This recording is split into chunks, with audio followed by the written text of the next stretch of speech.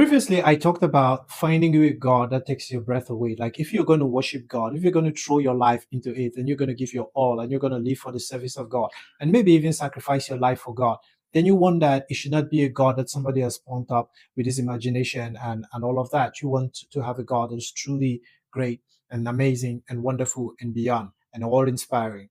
Now, I said I was going to talk about some gods that I worship. And now, for no reason ever in the world that I can think of, that I want to worship that version of God ever again. I'll start with one.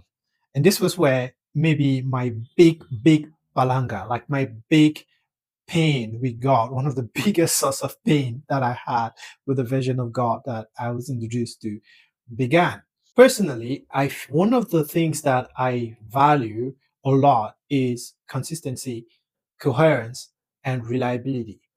And there was an aspect of God that really made me wonder if he can be relied on, if he can be trusted, and major trust issues from this one particular thing.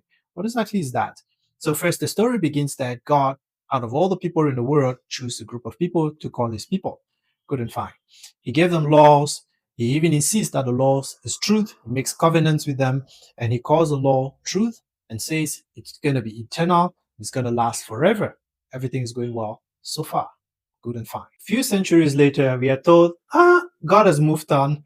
Those people that he said was his people forever, now loyalties have not been aligned. Actually, he wasn't really talking about those people. He's talking about some other people. You know that law he called truth? That too is obsolete. You know that covenant that was going to last forever?